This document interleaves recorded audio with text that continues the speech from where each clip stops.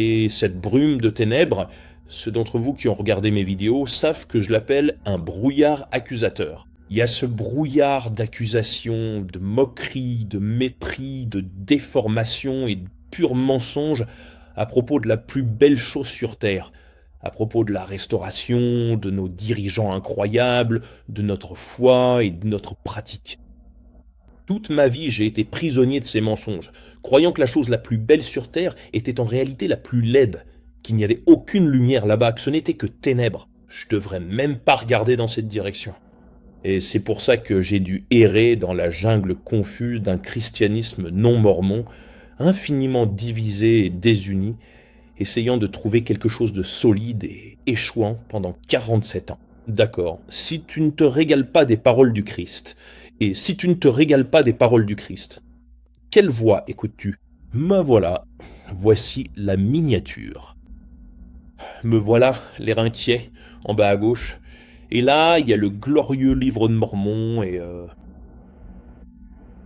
l'une des nombreuses célèbres peintures du rêve de Léhi, la vision de Léhi tirée de un Néphi 8. C'est dans un Néphi 8 que j'ai trouvé l'avertissement le plus essentiel du livre de Mormon, et une compréhension de ce grand combat auquel nous faisons face en essayant de prêter attention à cet avertissement. Ce à quoi nous sommes confrontés, et comme je l'ai dit il y a un instant, ce à quoi nous sommes confrontés est plus intense et plus incroyable, ce à quoi nous faisons face dans cette dernière génération. Bref, allons droit au but. Je veux juste dire que lorsque les sœurs missionnaires m'ont demandé pour la première fois de lire le livre de Mormon, et que pour la première fois de ma vie je l'ai vraiment fait, j'ai été stupéfait lorsque je n'étais qu'au 8e chapitre du livre de Mormon et que j'ai lu le rêve de Léhi. C'est comme l'histoire de ma vie. C'est l'histoire de la vie de ce monde perdu et mourant dans ces derniers jours, qui se dirige vers sa glorieuse rédemption lors du retour de notre Seigneur et Sauveur, Jésus-Christ. Alors, parcourons le rêve de Lémi, 1er Néphi 8, en commençant au verset 9. D'accord, je vais simplement lire tout cela. Très bien. Et il arriva qu'après avoir prié le Seigneur, j'aperçus un grand et vaste champ. Et il arriva, j'ai vu un arbre dont le fruit était désirable pour rendre heureux. Et il arriva que j'avançais et que je mangeais de son fruit. Et je constatais qu'il était plus doux que tout ce que j'avais jamais goûté auparavant. Oui, et je vis que son fruit était blanc, surpassant toute blancheur que j'avais jamais vue. Et tandis que je mangeais de ce fruit, il remplit mon âme d'une joie extrêmement grande. C'est pourquoi j'ai commencé à désirer que ma famille en mange aussi, car je savais qu'il était plus désirable que tout autre fruit. Et comme je promenais mon regard alentour, dans l'espoir de découvrir ma famille également, je vis un fleuve d'eau qui coulait à proximité de l'arbre dont je mangeais le fruit, et j'aperçus une barre de fer qui s'étendait le long de la rive du fleuve et menait à l'arbre près duquel je me tenais. Alors, vous voyez, là, je vais faire une parenthèse. Je vais avancer un peu et prendre un ou deux versets de 1 Néphi 15, versets 26 et 27, où il est clairement indiqué ce qu'est ce fleuve qui coule juste à côté, là où la barre de fer se trouve sur la rive de ce fleuve et qui mène directement à l'arbre de vie. C'est la barre de fer qui le fait, et donc le fleuve coule juste à côté de l'arbre de vie. 1er Néphi 15, 26, 27. Et ils me dirent, que signifie le fleuve d'eau que nos pères ont vu? Et je leur dis, l'eau que mon père a vue était de l'impureté, et son esprit était tellement absorbé par d'autres choses qu'il n'a pas remarqué la souillure de l'eau. Je veux juste dire, parce que c'est important, je trouve stupéfiant à quel point le fleuve d'impureté est simplement là. Il suffit d'une berge glissante pour s'éloigner de l'arbre de vie. Cela explique beaucoup de choses qui se passent dans ces derniers jours. À quel point devons-nous être prudents? Il y a un fleuve d'eau souillée. Je veux dire, je sais pas, beaucoup d'entre vous connaissent probablement la mythologie grecque à propos des sirènes sur l'île qui attiraient les marins passant en bateau jusqu'à leur naufrage. Et si cette eau est un fleuve de saleté, si ce fleuve est un fleuve de saleté, il y a forcément des sirènes là-bas. Et elles appellent, soyons honnêtes, surtout les hommes qui font de leur mieux pour suivre Jésus. Les voix viennent, vous savez, pour essayer de nous détourner. Et ça donne vraiment une autre perspective à la barre de fer. Je connais la barre de fer. C'est le bâton de Joseph et le bâton de Judas. Et c'est notre guide pour nous mener à l'arbre de vie. Mais tu sais ce que c'est d'autre? C'est une rambarde. Elle longe la rive du fleuve qui coule juste à côté de l'arbre de vie. Et elle va tout droit. La barre de fer mène directement à l'arbre de vie. Et vraiment, si t'entends le murmure des sirènes, viens, viens. Il faut passer au-delà de la barre de fer. Il faut se baisser sous la barre de fer ou l'enjamber pour pouvoir glisser sur cette berge et tomber dans cette rivière d'impureté. Et j'en parle parce que c'est une grande crise sur la Terre aujourd'hui, surtout pour la génération montante, mais aussi pour les êtres humains de tout âge. Pas seulement les hommes, mais aussi les femmes, même si c'est particulièrement difficile pour les hommes. Tu sais, l'attrait de tout ce qu'on trouve sur Internet, la pornographie, et tu sais, comme le dit le président Nelson dans son merveilleux discours sur la puissance de l'élan spirituel, c'est absolument choquant de voir à quelle vitesse un témoignage peut s'effondrer si l'on ne se nourrit pas des paroles du Christ. Et si tu ne te nourris pas des paroles du Christ, à quelle voix es-tu en train de prêter l'oreille? Et certaines de ces voix, bien sûr, nous le savons, tous ceux qui connaissent le rêve de Léhi, nous connaissons les voix qui viennent du grand et spacieux édifice. Mais je vais te dire, il y a aussi des voix de sirènes qui viennent de cette rivière d'immondices, et d'innombrables disciples finissent par se laisser attirer là-dedans. Et souvent, je pense qu'ils croient qu'ils vont juste tremper le bout des pieds dans l'eau, et la seconde d'après, ils se retrouvent à s'y noyer. Bref, c'est quand même incroyable de voir que la rivière d'immondices n'est séparée de l'arbre de vie que par une berge glissante. Et que la barre de fer n'est pas seulement un guide, mais aussi une rambarde de sécurité. Très bien, verset 20. Revenons au chapitre 8. Et j'ai aussi vu un sentier droit et étroit qui longeait la barre de fer, jusqu'à l'arbre près duquel je me tenais. Et ce chemin passait aussi près de la source, jusqu'à un vaste champ spacieux, comme s'il s'agissait d'un monde. Et j'ai vu d'innombrables foules de gens, dont beaucoup s'efforçaient d'atteindre le sentier qui menait à l'arbre près duquel je me tenais. Et il arriva qu'ils s'avancèrent et commencèrent à marcher sur le sentier qui menait à l'arbre. Et il arriva qu'un brouillard de ténèbres se leva. Oui, un brouillard de ténèbres extrêmement dense, si bien que ceux qui avaient commencé sur le sentier perdirent leur chemin, s'égarèrent et furent perdus. Et ce brouillard de ténèbres, ceux d'entre vous qui ont regardé mes vidéos le savent. Je l'appelle un brouillard accusateur. Et à ce brouillard d'accusations, de moqueries, de mépris, de déformations et de purs mensonges à propos de la chose la plus belle sur Terre, à propos de la restauration, de nos dirigeants incroyables, de notre foi et de notre pratique. Toute ma vie, j'ai été prisonnier de ces mensonges, croyant que la chose la plus belle sur Terre était en réalité la plus laide, qu'il n'y avait aucune lumière là-bas, que ce n'était que ténèbres. Je devrais même pas regarder dans cette direction.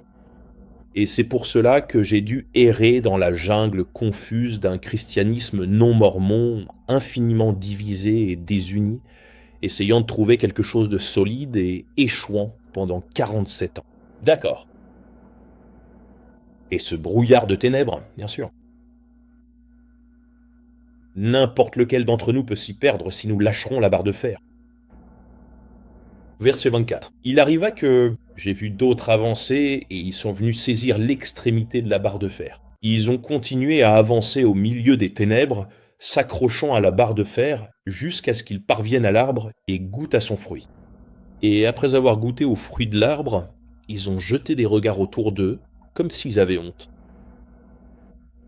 N'est-ce pas incroyable?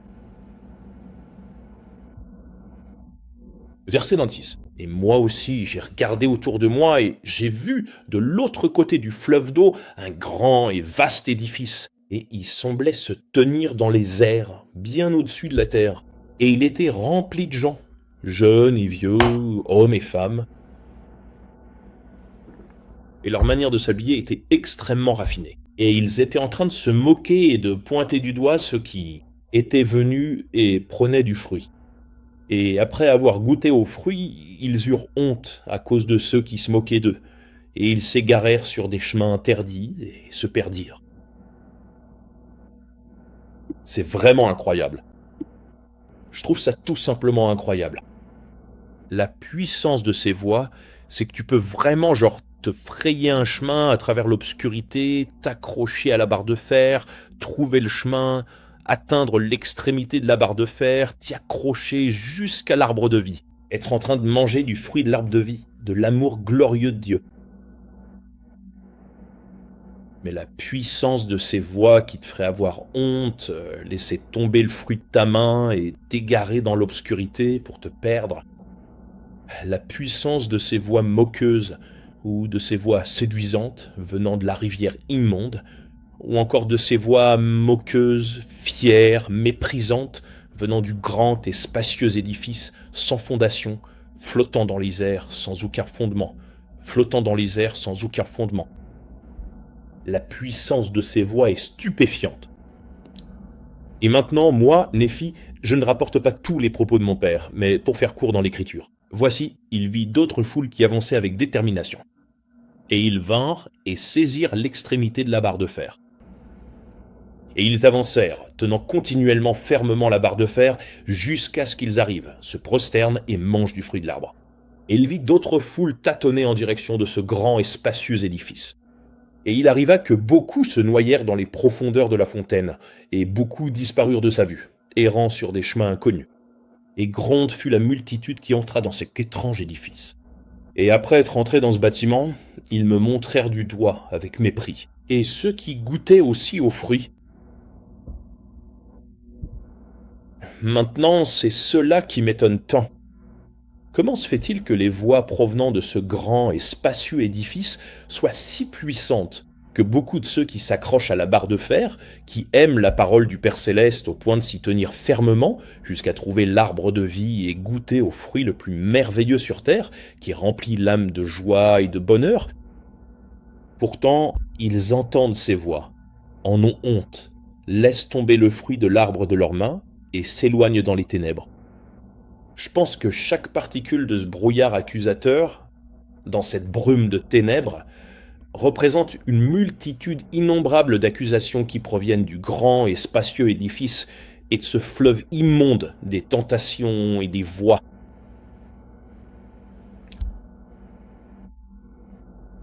Alors ils s'égarent dans les ténèbres, tombent dans le fleuve immonde et se perdent, ou même quittent l'arbre de vie, l'amour même de Dieu, pour se diriger vers le grand et spacieux édifice sans fondation. C'est ma question. Y a-t-il une tragédie plus grande que de tomber amoureux du Père Céleste, de ses précieuses paroles et de l'arbre de vie, puis de perdre son premier amour? Quelles sont ces voix du grand et spacieux édifice qui flotte dans l'air sans aucune fondation? Qui est le prince de la puissance de l'air, l'esprit qui agit dans les fils de la désobéissance? Voyez, c'est ainsi que Satan est décrit dans Éphésiens, chapitre 2. Il est nommé le prince de la puissance de l'air, l'esprit qui agit dans les fils de la désobéissance à travers l'histoire du monde, les voies du monde. C'est ma propre conviction. Et je pense que cela est vraiment confirmé parce que le prophète, le président Russell M. Nelson, nous a dit le 6 avril dernier.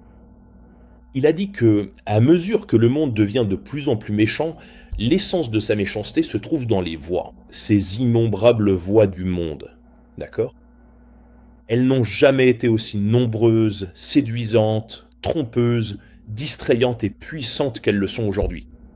Et jamais elles n'ont eu un tel accès incroyable aux yeux, aux oreilles, au cœur et aux âmes des êtres humains, sous des milliers de déguisements séduisants et trompeurs, comme c'est le cas aujourd'hui. Et tout cela directement dans la poche de chacun, à portée de main, tu vois, juste dans nos poches, en appuyant sur un bouton. D'accord ? Jamais ces voix du monde, de la chair et du diable, les soucis de ce monde, la tromperie des richesses, jamais ces voix n'ont eu un accès aussi facile aux yeux, aux oreilles, au cœur et aux âmes des êtres humains, sous des milliers de déguisements séduisants et trompeurs, comme il est dit dans l'Apocalypse 12:12. C'est pourquoi réjouissez-vous, cieux, et vous qui y habitez. Malheur aux habitants de la terre et de la mer, car le diable est descendu vers vous, animé d'une grande colère, sachant qu'il lui reste peu de temps. Vous savez, il y a un célèbre philosophe guerrier chinois du nom de Sun Tzu qui a écrit un livre intitulé L'art de la guerre. Et probablement sa citation la plus célèbre, en ce qui concerne le fait de livrer une bataille et de vouloir la gagner, se résume en 3 mots de conseil. Connais ton ennemi. Probablement la citation la plus célèbre de l'art de la guerre de Sun Tzu. L'essentiel. Vous voyez, ce que je veux, et je pense que c'est ce que tout disciple sincère de Jésus-Christ désire vraiment, je veux juste être une brebis fidèle.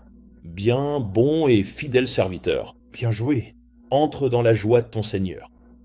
Bienvenue dans la joie de ton Seigneur. Quand je me tiendrai devant Jésus-Christ, c'est ce que je vais entendre. Parce que j'étais une petite brebis fidèle, vous voyez, c'est tout.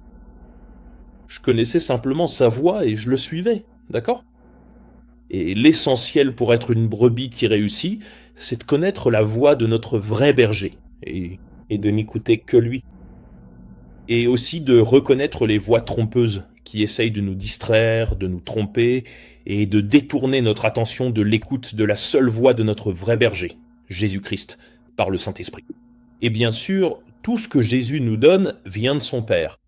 Donc tout vient du Père Céleste. Il est la source ultime, à travers notre Seigneur et Sauveur Jésus-Christ, par la compagnie constante du Saint-Esprit et la douce et légère voix du Saint-Esprit.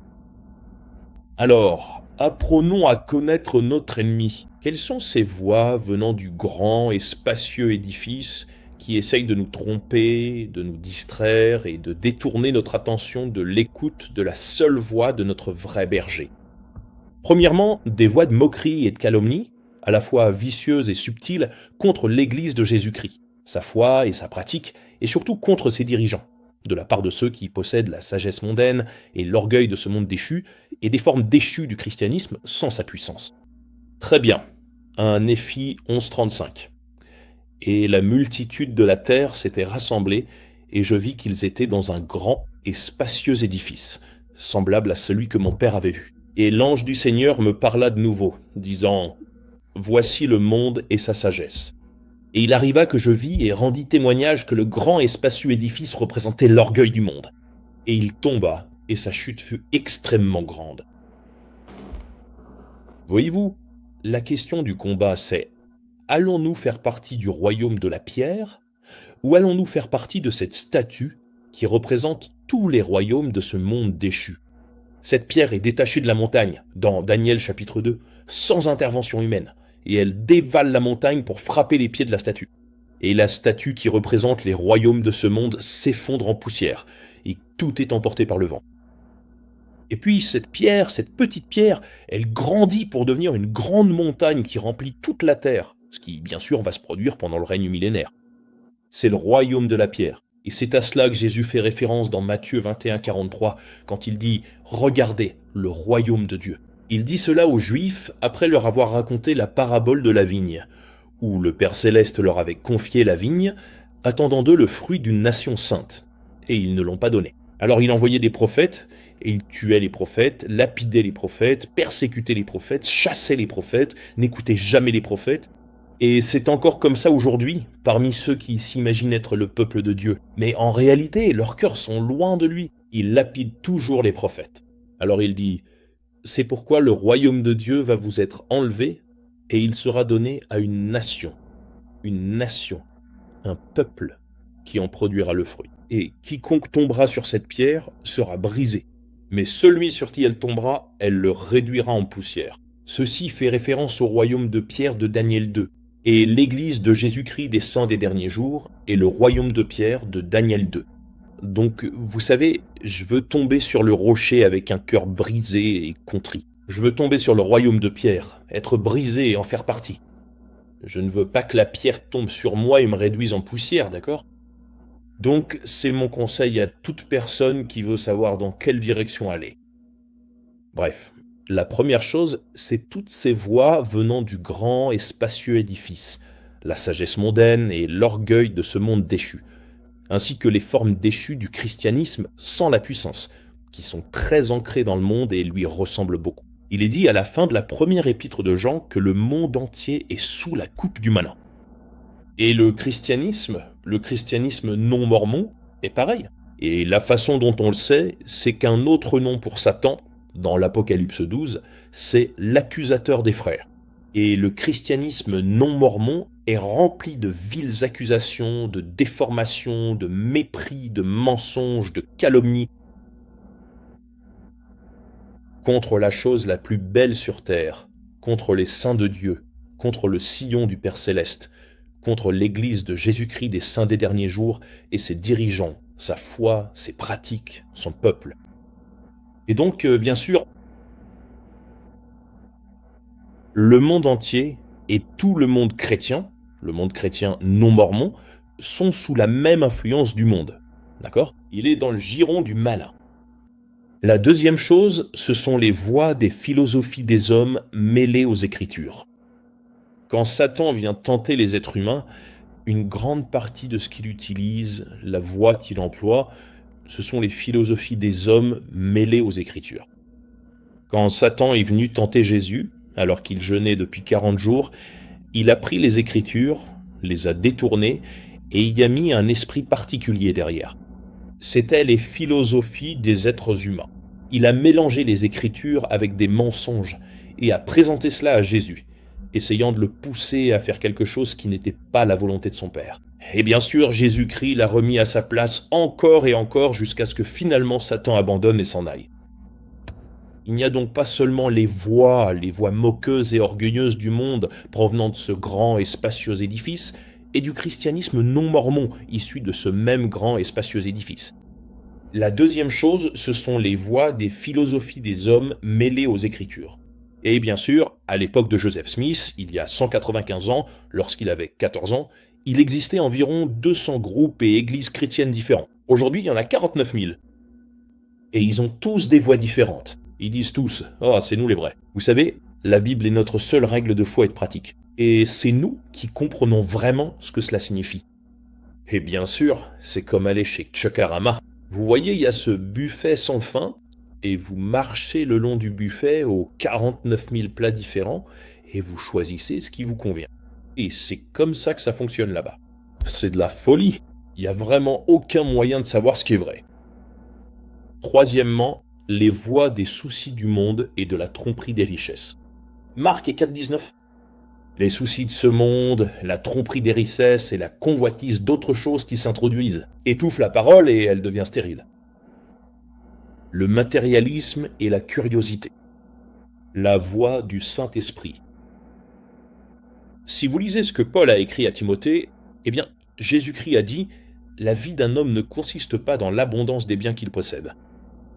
Paul écrit à Timothée. Il dit « Timothée, ceux qui veulent s'enrichir tombent dans la tentation, dans un piège, et dans beaucoup de désirs insensés et pernicieux, qui font la guerre à l'âme et plongent les hommes dans la ruine et la perdition. » Il dit « La piété avec le contentement est un grand gain, car nous n'avons rien à porter dans ce monde, et il est certain que nous ne pouvons rien en emporter. Ainsi, ayant de la nourriture et des vêtements, contentons-nous de cela. » Nous sommes simplement immergés dans une mer de publicité conçue pour nous faire sentir que nos vies ne sont vraiment pas complètes, à moins d'avoir cette voiture, ou vous savez, cette tenue, ou peu importe le dernier gadget, vous savez, le nouvel iPhone, ou le dernier ceci, le dernier cela. Et si nous écoutons les voix des soucis de ce monde, tu veux savoir comment remplir ton âme des soucis de ce monde ? Je dis cela parce que c'est une grande faiblesse chez moi. Mon père, en gros, était accro à regarder les infos et le sport, d'accord ?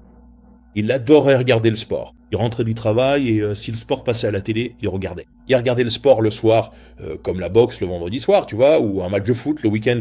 Mais surtout les infos. Les infos locales, tôt, les infos nationales tôt, tu sais, à 18h, les infos nationales. Ensuite, les infos locales qui repassaient juste après les infos nationales, puis les infos locales tard le soir. Puis plus tard, quand ils ont lancé Nightline, les infos nationales qui passaient après les infos locales, tard le soir. Et entre-temps, ils lisaient le journal, chaque mot du journal. Tu veux remplir ton âme des soucis de ce monde ? Il suffit de t'y plonger. Je dois faire très attention. Si je vais cliquer sur Google Actualité et que je commence à lire, 3 heures peuvent passer sans que je m'en rende compte. C'est dingue. Donc, les voies des soucis de ce monde et la tromperie des richesses, les voies de l'anxiété. Philippiens 4,6. Ne vous inquiétez de rien, mais en toute chose, par la prière et la supplication avec des actions de grâce, faites connaître vos demandes à Dieu. Et la paix de Dieu, qui surpasse toute intelligence, gardera vos cœurs et vos pensées en Jésus-Christ. 5e, les voies de la peur. Paul a dû écrire à Timothée. La peur venait déjà troubler Timothée à cette époque-là. Il a dit « Timothée, Dieu ne nous a pas donné un esprit de peur, mais de puissance, d'amour et de sagesse. » Il est écrit dans la première épître de Jean qu'il n'y a pas de peur dans l'amour, mais que l'amour parfait chasse toute crainte. Hébreux 2,14. Ainsi donc, puisque les enfants participent au sang et à la chair, lui aussi y a également participé, afin que, par la mort, il rende impuissant celui qui avait le pouvoir de la mort, c'est-à-dire le diable, et qu'il délivre tous ceux qui, par crainte de la mort, étaient toute leur vie retenus dans la servitude. Les voies de la peur viennent constamment à nous tous, si nous les acceptons et vivons selon elles. Vivre dans la peur, se laisser motiver et guider par la peur, mène au royaume céleste. Les voies du devoir. Essayez de discerner ce que vous devez faire, puis le faire, mène au royaume terrestre. Qu'est-ce qui mène à l'exaltation? Qu'est-ce qui mène à la vie en hauteur en Jésus-Christ? Qu'est-ce qui mène à devenir comme Jésus-Christ et à être préparé? Vous voyez, c'est pour cela que je me bats bec et ongle à ce sujet. La seule chose qui pourra me rendre apte à être avec le Père et le Fils pour l'éternité, c'est d'écouter uniquement la voix de la foi, qui agit par l'amour, et de garder la parole vivante du Père Céleste, qui nous parvient par révélation et par le Saint-Esprit. Si nous écoutons par la foi, si nous vivons par la foi, qui agit par l'amour, par la révélation de la douce voix du Saint-Esprit comme compagnon constant, c'est cela qui mène à l'exaltation. Rien de moins que cela ne nous y conduira. C'est exactement comme il est décrit dans Luc 21-25. Jésus-Christ parle de la toute fin des temps. Il dit qu'il y aura des signes dans le soleil, la lune et les étoiles, et sur la terre, détresse des nations dans l'embarras, la mer et les flots rugissants, les hommes rendant l'âme de peur en attendant ce qui surviendra sur la terre, car les puissances des cieux seront ébranlées. Voyez, ce sont les jours dans lesquels nous vivons. Les voies de la peur se multiplient énormément. Les voies de la convoitise de la chair, de la convoitise des yeux et de l'orgueil de la vie. Première épître de Jean 2,15. N'aimez pas le monde, ni les choses qui sont dans le monde. Si quelqu'un aime le monde, l'amour du Père n'est pas en lui. Car tout ce qui est dans le monde, la convoitise de la chair, la convoitise des yeux et l'orgueil de la vie, ne vient pas du Père, mais vient du monde. Et le monde passe, ainsi que sa convoitise. Mais celui qui fait la volonté de Dieu demeure éternellement.